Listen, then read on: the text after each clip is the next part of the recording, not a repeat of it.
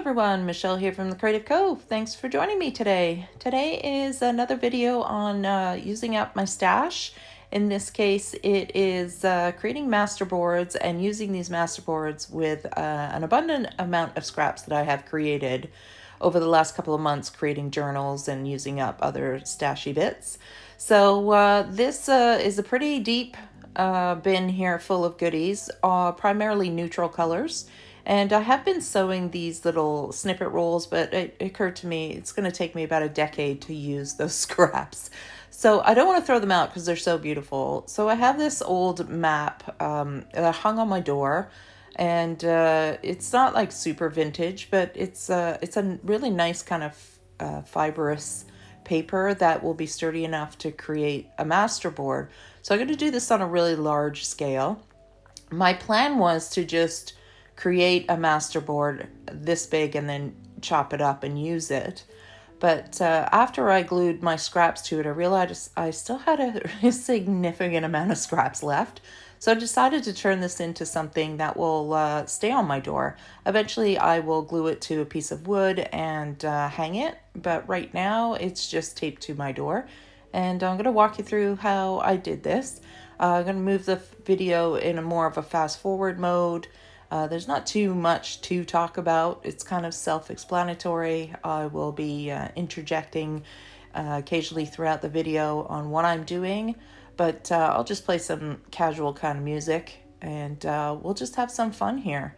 So the idea again is to use up a significant amount of scraps. So I end up using about two of those glue sticks in my hand there, about two of these to complete this project. That's how big it is. I'd say it's about 5 feet long by 2.5 feet wide, and it does use a lot of scraps, but not as much as I was hoping. So I just glue these down randomly. You'll see I even have almost full book pages in this scrap pile, but primarily they are bits and pieces that have been cut off bigger sheets that have been pages in my journal. So some of these papers are really old and just really beautiful, and I just couldn't bear to just toss them out. I have to use them. And all you junk journalers and artists know exactly what I'm talking about when it comes to these kind of goodies. I did zoom in here because I'm trying to cut myself out of the video as much as possible, so you'll see it's a little bit off center. I hope that doesn't drive you nuts. I do some editing here, so you're not going to watch the whole process. You're just going to watch the steps. Well, if you want to, you watch the steps in the process of how I complete this. So there is the single layer of paper that I put down first. Then I move to a secondary layer where I will break up the background even more to create a little bit more interest. So here's the second layer going in, and now it is full. It looks so cool. When I did this part, I was like, I don't want to chop it up. I think it looks really neat. And then I decided I will paint on it and play with more materials, like really play with stencils and inks and paints and just let loose. I don't know what I'm going to paint yet. I'm looking around my studio at this point. I just wanted to zoom out to show you how big it was. Now I am painting on my door, and my door has not yet been primed and painted. That's the only reason I'm doing this. Don't tell my husband, he'll kill me. But I just love all these little bits and pieces. And you can see I primarily used rectangles. There's a few torn sides, but these are all cut sheets of remnants. And I have a few of my sketches glued in there that were in my junk pile. Sketches that I weren't fully in love with, so they end up in the scrap pile. And really enjoy all the layers and textures. Even neutrals can offer a lot of interest. I do love color, but sometimes color for me can be overwhelming, and I just like texture more than color at this stage in my life. I'm sure it will change again. Here I am putting smaller bits and pieces in sections that I feel need breaking up. Like I didn't like his face there, so I'm covering that.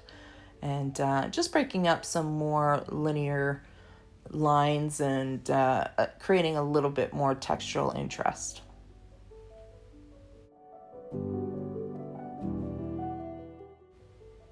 So here I'm just trimming up the edges where the paper went over the original map. And I've got some cheapy acrylic paint out here, and it's white, titanium white, I believe. And I'm just smearing it kind of all over bits and pieces of the paper, kind of subduing some of the darker colors and some of the bolder fonts, just to kind of push them back and soften everything a little bit. So very loose. This is a dry brush. I have no water on my brush, just the paint. And I'm just smearing it through. I don't want it opaque. I want it transparent. I want to be able to see all the details in the paper, the textures of the paper. And one of the things I love about using inks and paint on paper is how different papers can absorb them. So you can have a kind of a shiny paper and it will reflect the paint, and then you can have a really old paper that absorbs the paint right in. So here's the ink going in. I'm just using a distress spray with some water in it with the same grungy brush, and I'm throwing that in there too, just having fun with it. And then I get really sloppy. I start having fun with drips and just making basically a mess that speaks to me. I do love when things run like this. I just find all the grunginess lovely, for lack of a better word.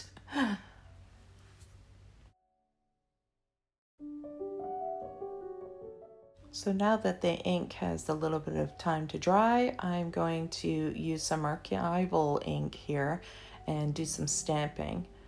I do zoom in a little bit so you can see what it looks like, and it just again adds another layer of texture. So there's a lot of back and forth with this process, but I do really have fun with it because I don't think I just grab the next thing and slap it on. And there's a lot of changes that go, especially when I start painting the image I choose. I really have fun with going back and forth with the paints and the inks. So even here at this point, you could stop and just leave it hanging on your wall. If you had really beautiful handwriting, you could write an inspirational message on there, but unfortunately I do not have nice handwriting. So I decided to paint this plant. So this, you can see it stuck to the door there. I believe you can see it. It's a old botanical etching from an old 1902 field, I think it's called a field Wildflowers of America, I believe. And I love this. I just think it's pretty. It's nice and tall and thin, so it's going to fit the composition of the paper I'm working with. And I'm just going in with black acrylic paint and slapping in some of the form of the plant. And then I will take some white acrylic, mix it, make some grays, add some browns, some more inks, and I will start developing some more interest on the actual form of the plant and make it look a little bit more realistic. I'm not going for high realism here. I'm going for texture and interest with a little bit of form on the plant. But you can see how fun the paint looks already against that busy background.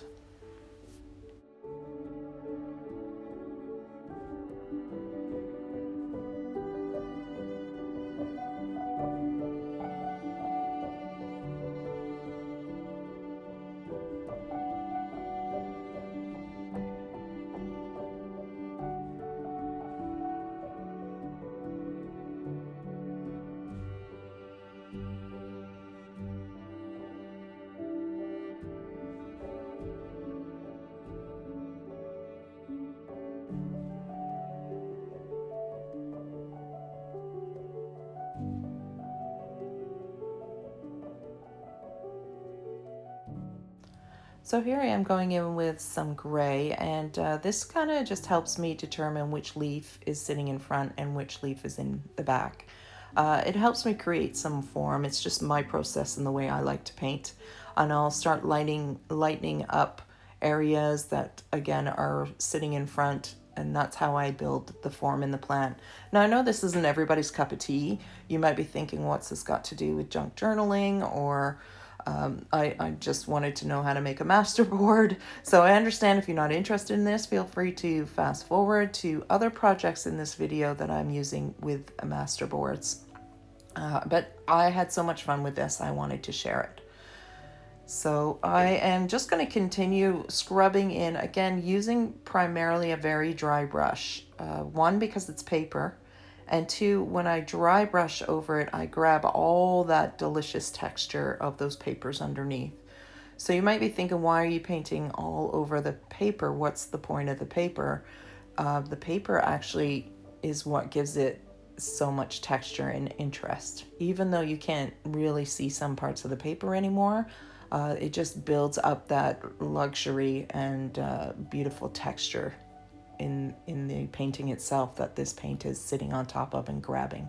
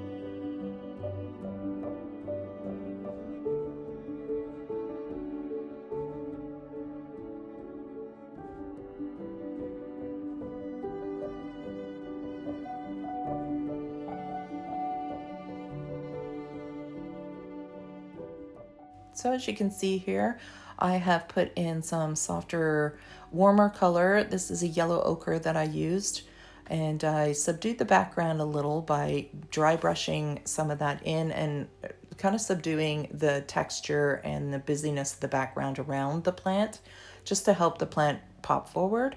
Always using a dry brush. And now I'm going to add some of this black around the edges because I want something a little bit more grungy. I do want to use some stencils in a little bit, and I want the stencils to pop a bit, so I need a little contrast. And just complete dry brush here, and I don't know if you can see it. I can see it, but there's that dry brush of the black really grabs the texture of that paint too. So here's my little collection of stamps. Some of them are purchased and others I have carved myself, and I love numbers. This I think is a Tim Holt stamp, and I just love how numbers really pop. And when you're up close like that, you can really see them, but as you zoom out, they just become part of the image itself. I really love it. So I'll use a bunch of different stamps here. I'm not going to bother listing them because I'm not 100% sure where they came from. They're mostly off Amazon. Ooh, I just love that. I just love the textures. And but you use stamps, whatever stamps you've got. So this is the stencil that I wanted to use, and I'm just using some white acrylic paint and a makeup sponge. This stencil I got from Michael's years ago, so I don't even think it's available anymore, but they're 3 peonies in the pack, and I love them. I only have a few stencils to my name, and this is my favorite one by far. I use it quite a lot. So while I'm stenciling the white, you'll see the contrast really pops the stencil out. I just love that. And I love the contrast of the soft, organic feel of the peony against the sharpness of the plant that I painted with the pointy edges. Just think it's really fun. So I'm almost done at this point. I pretty much just add more stamps, and I keep working my way around with the stencil, and I just really fell in love with it and decided to keep it. So right now it's still hanging on my door, and I will eventually glue it to a piece of wood and frame it maybe. But just love the texture. I also added a little bit of bubble wrap in there too with some with stamping. It's a sketch there that originally got glued down. So I hope you like that process. We're going to move on to using the same process of gluing the paper down onto some tracing paper. I have a pad of tracing paper we're going to use next. So here is the result of gluing the pieces to the tracing paper, and I'll show you all the tracing paper in a bit.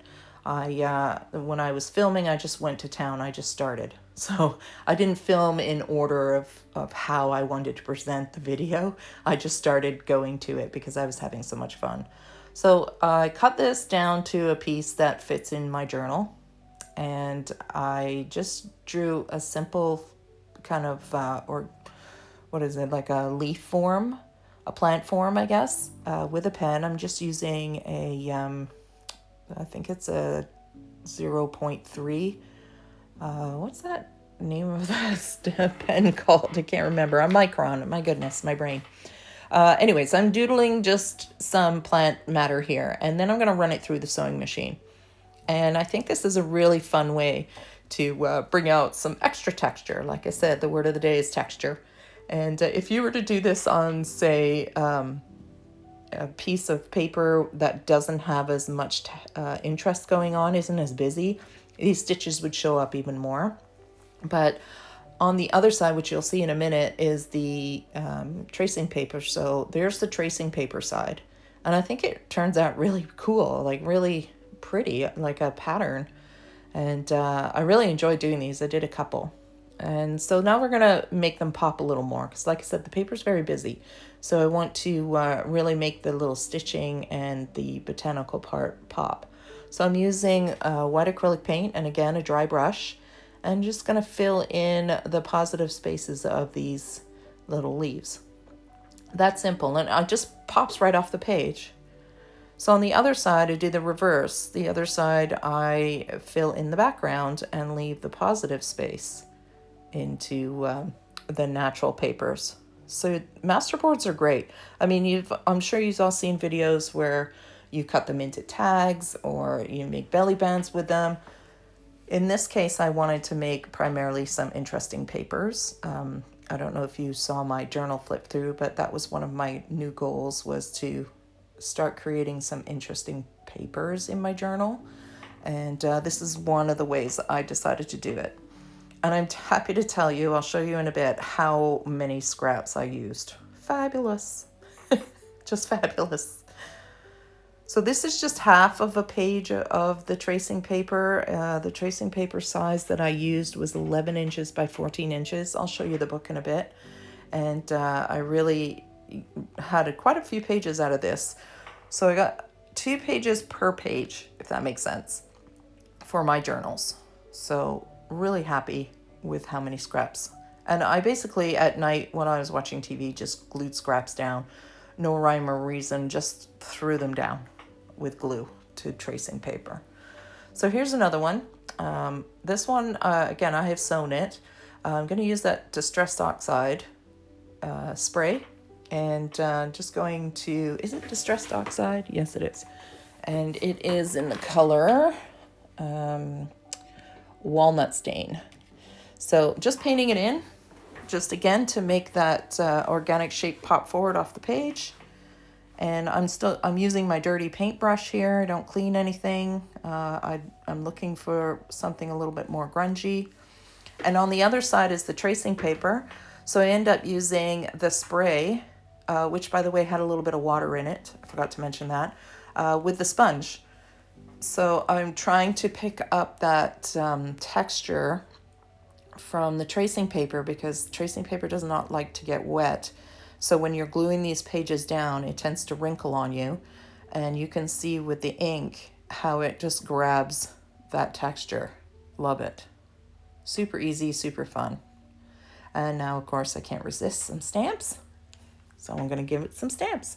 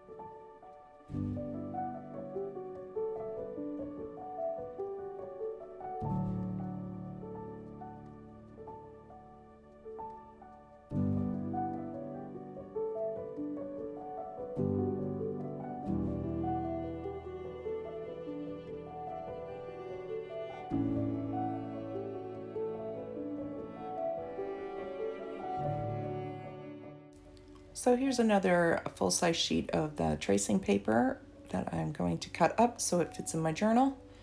If you're still with me, this is just another idea I had while I was staring at my masterboard thinking, how do I want to use this? Sometimes inspiration comes natural, and other times I really have to think hard. So this one I decided to do kind of a negative space cutout with some fabric. So I just cut out this drawing of a feather, and I end up using the feather cutout as a little, what would you call it, little bookmark, I guess. And then I use some fabric for the negative space. So hopefully you're enjoying the video and you're still with me.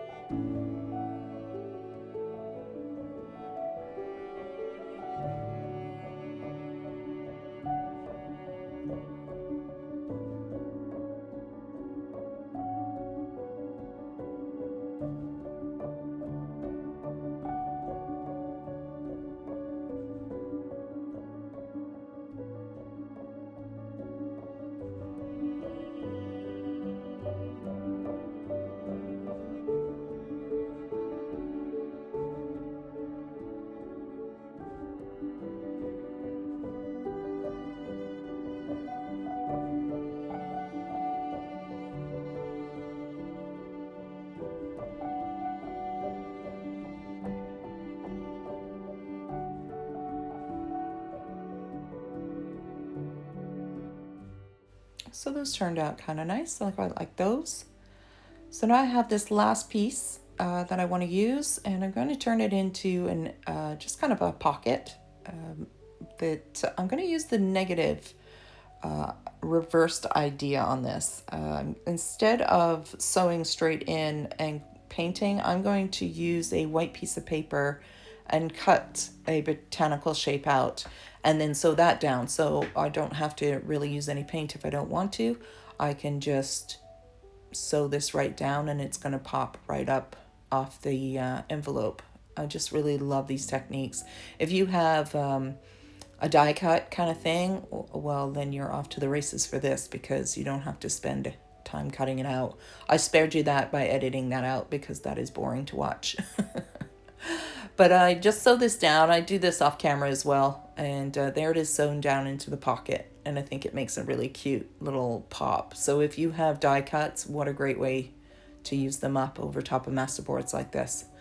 Just a simple contrast idea and a little pocket you can glue in. So that is it for today. Those were the fun ideas. At least I think they were really fun. This is the plain. I wanted to show you what it looked like when you glue it down. That's the tracing paper side. So you can see all the lovely ripples. And that was just plain paper I used. This is the tracing paper, just a pad of tracing paper. Here is what's left over with the scrap pile. I know there's still a lot. I might be in a bit of denial there, but I feel like we have used over half. So I'm quite happy and pleased with that. So here is the end result. Put in our little signatures that are ready to go in a journal that I've been working on. And I just think they add so much charm and so much interest. A lot of texture with the sewing and the inks. And of course, you could really go to town with color on this idea. I am primarily a neutral journal maker, but a blast of color in this would be stunning as well. So I hope this video gives you ideas. I hope you enjoyed it. I hope you make a big masterpiece for your room and hang it on your wall. Really have fun. And a great thing about doing those big pieces is you really get to experiment. So thank you so much for watching, everyone, and have a wonderful day. Bye.